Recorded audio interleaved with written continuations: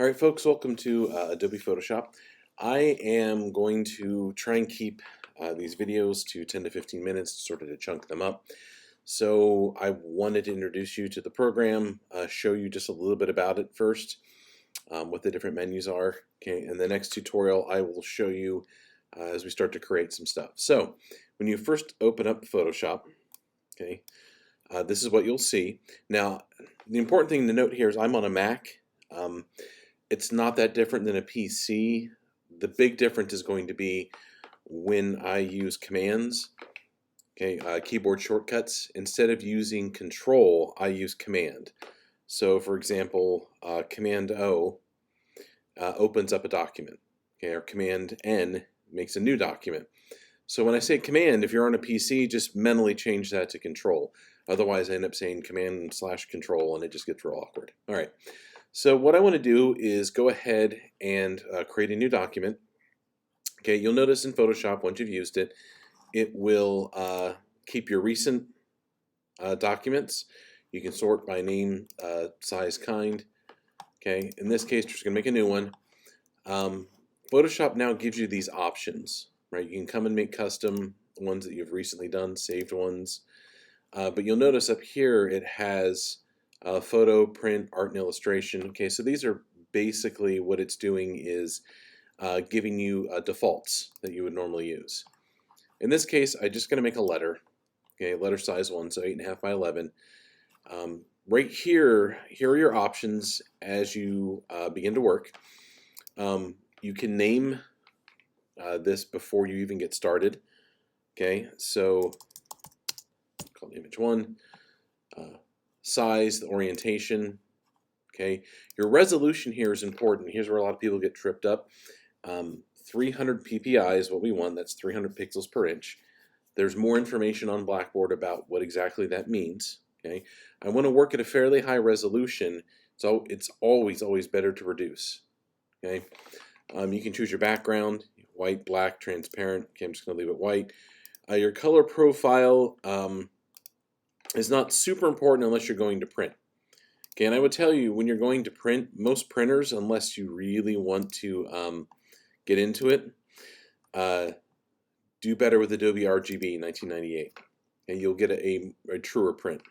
All right, I'm going to go ahead and create. So here's my new document.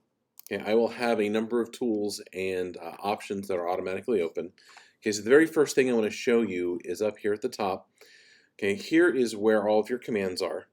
Okay, on the left-hand side here, okay, are your tools. And the nice thing about Photoshop now, and all the Adobe products, is that if you don't click, but you just hover over top, it will give you a little animated GIF as to what it's doing, and essentially will tell you what the name of the tool is.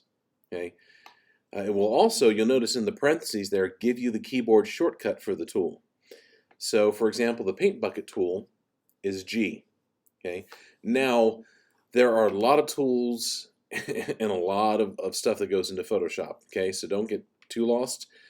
Do know when you click and hold any one of these tools on the side, you can see there are multiple options for these tools. Okay, so G is the paint bucket tool. It's also the gradient tool and the 3D material drop tool. Okay, another example of that would be J. Okay, so if I hit J on my keyboard, you'll notice it puts me right there. You can see it because here, let me hit G, right? You see how it darkens, so it looks like the button's been pushed. So that's where you know you are. Okay, there's the spot healing brush, patch tool, content aware move tool, and red eye tool are all underneath J. So you want to make sure you're on the right tool. Now you can, if you hold down Shift and hit the letter J, for example, you can cycle through all of the tools without going over here, clicking on it, holding it, and selecting it. Whatever works for you is fine. Okay. Now, like brush, for example, is your brush tool, your pencil tool, color replacement tool, and your mixer brush tool. Okay. Let me go through these at the top, what your menu items are. Okay. File is where you will find all your new, open, browse and bridge, close all, export, all those things. Okay, now you see these signs here, these symbols. So it says new. For me, since I'm on a Mac, it has the This is the command symbol, and N. So Photoshop even tells me what my keyboard commands are, okay, and my drop-down menus. Edit is where you will edit your image. In this case, if it is light gray, that means it's not currently available. Now, since there's nothing on the board right now, there's nothing on my screen, I can't copy or paste anything because there's nothing there. Okay, your image is where you make a lot of your adjustments. Okay, so the first one here is mode. We are in RGB color, 8 bits a channel. You don't have to worry too much about that right now. Do know that CMYK is generally speaking for print, and it's for offset print. It's not for doing like laserjet or anything like that. So you generally don't need CMYK unless you're working in a print shop and are making plates, in which case that's a whole nother like entire course. Okay, your adjustments are underneath here as well. So you'll notice some of your adjustments, which are used very often, also come with keyboard shortcuts. So your levels are Command L, your curves are Command M. Okay, hue saturation, right? Command U. Your image size, you can rotate your image. You can change your canvas size in here. Okay, your layers are what sets Photoshop apart from a lot of other imaging programs. All right, and I'll talk more about that later. But essentially, layers are you put them in a stack, and you can put different items on different layers. Okay. Type, we're not going to use much in this class, if at all, because I'm not teaching a graphic design or typography. Your select, okay, you'll notice there are a lot of, again, keyboard options underneath here. Okay. Filters, we are not touching filters for a while. The only filters we'll be using anywhere near the beginning are going to be some of your blur ones. Okay, and that's pretty much it. The main reason why is because filters, you can use them, but anyone who knows what they're doing, if you use a filter and you don't use some sort of adjustment beyond that, it's pretty obvious. And it's just, I'm trying to think of the best analogy for it. If you've ever seen any of the new Star Treks, which I'm not a huge fan of, but I have seen a couple of them, J.J. Abrams, I believe, he uses so many lens flares, it's like unbelievable. It's like they walk over to the microwave and pull out their burger, and there's like a lens flare that pops off of it. Okay, it's kind of tacky. So the best way to use filters is much like a magic trick, where you don't want the audience to know how you did it. Okay, we'll get more into that later. 3D, you don't have to worry about for now. Your view. This is your zoom in, zoom out, fit on screen. Window is really important right now. Let me tell you why. Window is what happens. You see all of your palettes here. If you lose a palette, it's going to be underneath your window. Okay, so all of your, what Adobe does, okay, you notice, for example, let's look here, colors, swatches, gradients, patterns. Okay, there are tabs here. I can actually pull these tabs out separately. Okay, and I can move them anywhere I want. And then if I hover over top of where I pulled them out of, I can drop them back in. Okay. For example, here's your history. Okay, and if I click these double arrows at the top, it will pull it out. Okay, usually you have history, your information, and then depending on your settings, like your brushes underneath. Well, let's say, let me pull that back in. I closed out my history. Okay, and I'm like, shoot, I want to be able to see what I did. Okay, go back up to Window. You see it doesn't have a check mark. Okay, click on history, it'll bring it back up.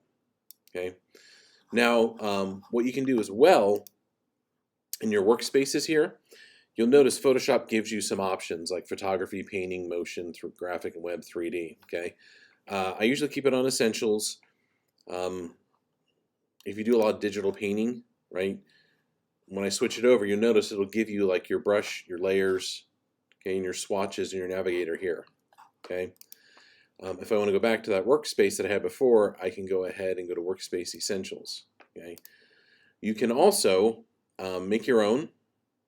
You can make a new workspace. So let's say, for example, you started using a bunch of different things. Okay, and you really liked all the palettes that you had out. You can go to Window, Workspace, make a new workspace, you can save it, and then you can always click back onto it. Okay, so anytime anything gets messed up in Photoshop, okay, go to Window and go to Workspace, and you can reset. Okay, reset your essentials, reset, go back to your what you have. Okay, because again, Photoshop allows you to take these toolbars, move them around. Okay, sometimes they get to be a bit of a pain. There we go. If you hover, you'll notice if I hover over here on the side, see how it turns blue? That means I can let go and it'll attach to the side again. Okay. Help is where if you can't remember how to find a tool, you can search here. There are Photoshop tutorials. You click on that. It will very slowly come up. There we go. It'll launch it in a new window. Okay. You'll have to sign in. Okay. Once you do that, okay, there are tons of things that you can look at in here. Okay, what I'm covering in this class is really kind of the basics, and then I look at it as a tool to make art. Some people really like Photoshop and are very, very technical about it. If you're going to become like a trainer for this, or if you really get into it, right, that might be something that you're really interested in. So, okay, now let me cover the last thing here. Once you have done something on your image here, okay, so I'm going to grab a brush, okay, and I'm just going to make some marks. There we go. Beautiful. You'll want to save. Okay, so you go to File, okay, and you go to Save off of here. Okay, you notice the keyboard shortcut is Command S. So I can just hit Command S, and what will happen is it'll pop up and it'll ask me, in this case on a Mac, and it may be different on the PC, where do I want to save this to?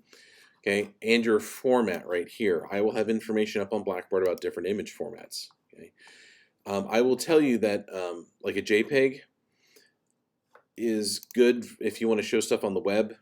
Okay, it's also good for emailing because it'll compress, but it is a lossy file format, meaning that it throws out information in order to make a smaller file. Okay, so generally speaking, just save it as a Photoshop document. Okay, save it however you want. Go ahead and click Save, and there you go.